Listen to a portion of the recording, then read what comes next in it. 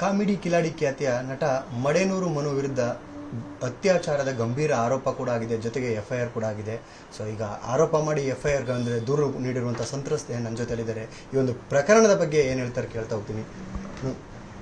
ಏನಿದು ಪ್ರಕರಣ, ಯಾಕೆ ಸ್ಟೇಷನ್ ಮೆಟ್ಲು? ಯಾಕಂದರೆ ಸಾಕಷ್ಟು ವೇದಿಕೆಯಲ್ಲಿ ಸಾಕಷ್ಟು ವರ್ಷಗಳಿಂದ ಜೊತೆಯಲ್ಲಿದ್ದಂಥವ್ರು ನೀವು. ಅತ್ಯಾಚಾರ ಮಾಡಿದ್ದಾನೆ, ಮೊದಲನೇದಾಗಿ ಕೊಲೆ ಬೆದರಿಕೆ ಮತ್ತು ಫಿಸಿಕಲ್ ಟಾರ್ಚರ್ ಕೊಟ್ಟಿದ್ದಾನೆ, ಮತ್ತು ಇನ್ನೊಂದು ಚೀಟಿಂಗ್, ಮದುವೆ ಆಗ್ತೀನಿ ಎಲ್ಲರೂ ಮುಂದೆ ಅಂತ ಹೇಳಿ ನಂಬಿಸಿ ಮೋಸ ಮಾಡಿರೋದು.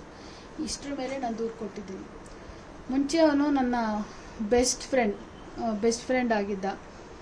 ಮತ್ತೆ ನೀನು ಹೀರೋ ಆಗಬೇಕು ಅಂತಲೂ ಕೂಡ ಮೊದಲು ಹೇಳಿದ್ದು ಅವನಿಗೆ ನಾನೇ.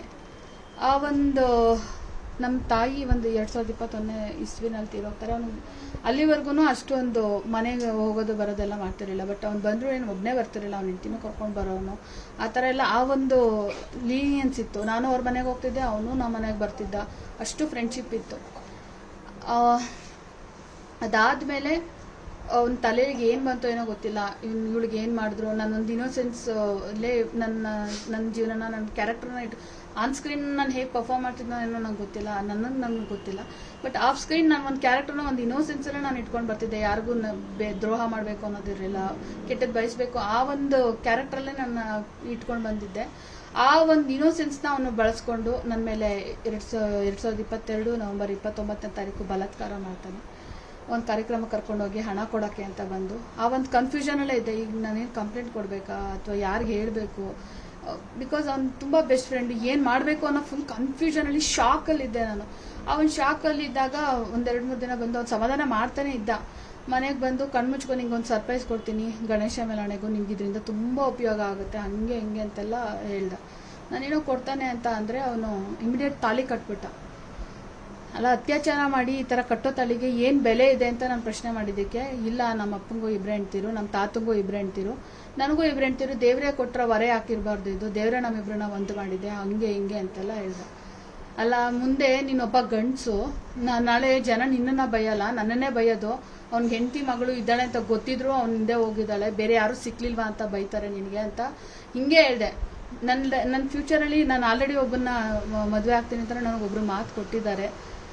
ಅದು ನೀನು ನನ್ನ ಫ್ಯೂಚರ್ ಹಾಳು ಮಾಡಬೇಡ, ಹಂಗೆ ಹಿಂಗೆ ಅಂತೆಲ್ಲ ಹೇಳೋದಕ್ಕೆ, ಇಲ್ಲ ನೀನು ನನ್ನ ಹೆಂಡತಿ ಅಂದರೆ ನನ್ನ ಹೆಂಡತಿ ಅಷ್ಟೇ, ಹಂಗೆ ವಶೀಕರಣ ಮಾಡೋದು ಆ ಥರ ಒಂಥರ ಮೆಂಟಲಿ ನನಗೆ ಮಂಕ್ ಮಾಡಿಸ್ಬಿಟ್ಟ. ಅದಾದಮೇಲೆ 2 ಸಲ ಅವನಿಂದನೇ ಬ್ಯಾಕ್ ಟು ಬ್ಯಾಕ್ ನನಗೆ ಅಬಾರ್ಷನ್ ಆಯಿತು. ಅಬಾರ್ಷನ್ ಅವನೇ ನನಗೆ ಇಷ್ಟ ಇತ್ತು ಮಗುನ ಉಳಿಸ್ಕೊಳ್ಳೋದಕ್ಕೆ ಅಂತ ಅಂದ್ಬಿಟ್ಟು ನಾನು ತುಂಬಾ ರಿಕ್ವೆಸ್ಟ್ ಮಾಡಿದೆ, ಇರಲಿ ನನಗೆ ಯಾರೂ ಇಲ್ಲ, ಅಟ್ಲೀಸ್ಟ್ ಅದಾದರೂ ಇರುತ್ತೆ, ಹಂಗೆ ಹಿಂಗೆ. ಇಲ್ಲ, ಈಗಲೇ ಬೇಡ, 2 ವರ್ಷ ಆದಮೇಲೆ ಎಲ್ಲರೂ ಮುಂದೆನೇ ಮದುವೆ ಆಗಿ ಆಮೇಲೆ ಆ ಥರ ಈ ಥರ ಅಂತ ಅಂದ್ಬಿಟ್ಟು ನಂಗೆ ಭರವಸೆ ಮಾತುಗಳನ್ನ ಕೊಟ್ಟ. ನಾನು ಅದಾದಮೇಲೆ ಒಪ್ಕೊಂಡೆ.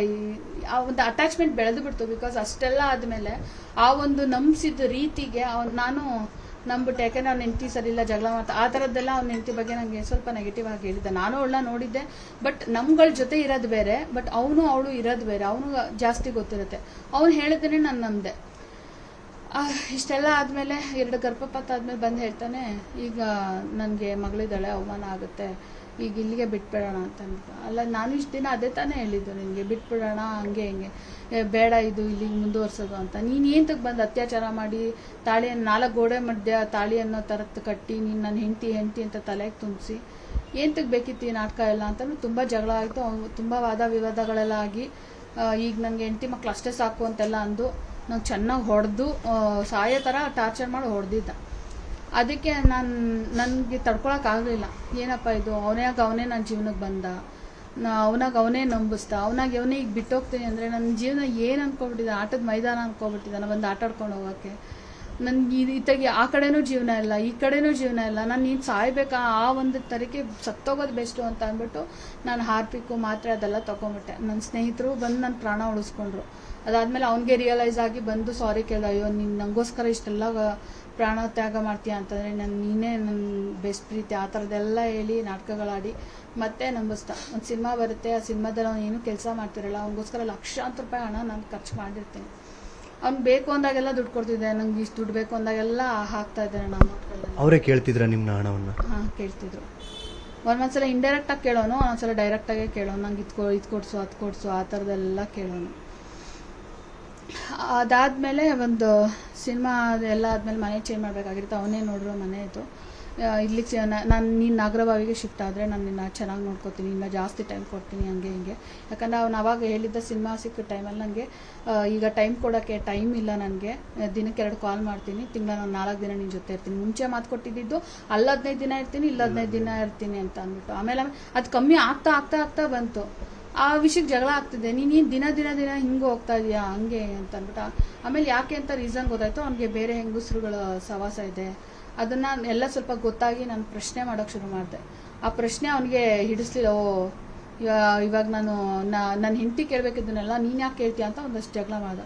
ಇಷ್ಟು ದಿನ ನನ್ನನ್ನೇನಂತ ನೀನು ಇಷ್ಟು ದಿನ ನನ್ನನ್ನು ನಂಬಿಸ್ದೆ, ಹಂಗಾರೆ ನಾನು ಯಾರು ಇಟ್ಕೊಂಡವಳ, ಈ ಥರ ಎಲ್ಲ ಜಗಳ ಶುರು ಆಯಿತು. ಅದಕ್ಕೆ ಅವ್ನಿಗೆ ತುಂಬ ಸಿಟ್ಟು ಬಂದರು.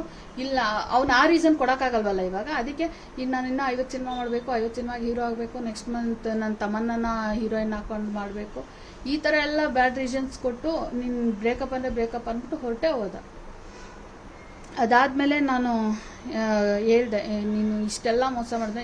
ಇಷ್ಟು ದಿನ ಹೇಳ್ತೀನಿ ಅಂದಾಗೆಲ್ಲ ನಾಯಿಗೆ ಹೊಡೆದಂಗೆ ಹೊಡಿತಿದ್ದೆ, ಸಾಯಿಸ್ತೀನಿ ಅಂತ ಕೊಲೆ ಬೆದರಿಕೆ ಆಗ್ತಿದ್ದೆ, ನಿನ್ನ ಏನಾದ್ರು ಹೇಳಿದ್ರೆ ಹೆಂಡತಿ ಮಕ್ಳಿಗೆ ಸಾಯಿಸ್ಬಿಡ್ತೀನಿ ಅಂತ ಹೆದರಿಸ್ತಿದ್ದೆ. ನನಗೇನಾದರೂ ಅವ್ರ ಹೆಂಡತಿ ಮಕ್ಕಳನ್ನ ದೂರ ಮಾಡಬೇಕು, ನನಗೆ ಆ ಥರ ಹೊಟ್ಟೆ ಕಿಚ್ಚಿದ್ರೆ ಒಂದು ದಿನ ನಾನು ಏನಾದರೂ ಮಾಡ್ಬೋದಾಗಿತ್ತು. ಸ್ಟಾರ್ಟಿಂಗಲ್ಲಿ ನಾನು ಯಾವತ್ತೂ ಕೆಟ್ಟದ್ದು ಬಯಸಲೇ ಇಲ್ಲ. ಇನ್ನು ನಾನೇ ನನ್ನ ಹೆಂಡತಿಗೆ ಮೊಬೈಲ್ ಬೇಕಂತ ಅಂದಾಗ ನಾನೇ ತಗೊಟ್ಟಿದ್ದೀನಿ ನನ್ನ ಹೆಸರಲ್ಲಿ, ಅವನಿಗೆ ಮೊಬೈಲ್ ಬೇಕು ಅಂದಾಗಲೂ ನಾನು ತಗೊಟ್ಟಿದ್ದೀನಿ. ಅಷ್ಟೆಲ್ಲ ಮಾಡಿದ್ದೀನಿ ನಾನು. ಅವ್ರ ಫ್ಯಾಮಿಲಿಗೆ ನಾನು ಯಾವತ್ತೂ ಕೆಟ್ಟದ್ದು ಬಯಸೇ ಇಲ್ಲ. ಅಷ್ಟೆಲ್ಲ ಆಗಿದೆ. ಅವರ ವೈಫ್ ಜೊತೆ ಈ ವಿಚಾರನ ಯಾವತ್ತಾದರೂ ಮಾತಾಡುವಂಥ ಪ್ರಯತ್ನ ಮಾಡಿದ್ರ? ಈಗ ವಿಷಯ ಹೇಳಿದ್ದೆ ನಾನು, ಅವಳು ಏನಾದ್ರು ಮಾಡ್ಕೊಳ್ಳಿ, ಅವಳು ಕಂಪ್ಲೇಂಟ್ ಕೊಡ್ತಾಳ ಕೊಡ್ಲಿ, ಈ ಥರದ್ದೆಲ್ಲ ಮಾತು ಬಂದಾಗ ಸರಿ ಎಲ್ರಿಗೂ ಹೇಳ್ತೀನಿ ಹೇಳ್ಕೊ ಅಂದ. ಸರಿ, ನೀನೇ ಪರ್ಮಿಷನ್ ಕೊಟ್ಟಿದ್ಯಾ? ಅವ್ನು ಪರ್ಮಿಷನ್ ಇಲ್ಲದೆ ನಾನು ಏನೂ ಮಾಡಿಲ್ಲ. ಕಂಪ್ಲೇಂಟ್ ಕೊಡು ಅಂತ ಹೇಳ್ತಾ ಕಂಪ್ಲೇಂಟ್ ಕೊಟ್ಟಿದ್ದೀನಿ. ಇದೆ ಅವನಿಗೆ ಪ್ರತಿಯೊಂದು ಇನ್ಫಾರ್ಮ್ ಮಾಡೇ ನಾನು ಮಾಡಿದ್ದೀನಿ. ಇನ್ಫಾರ್ಮೇಷನ್ ಇಲ್ಲದೆ ನಾನು ಏನೂ ಮಾಡಿಲ್ಲ.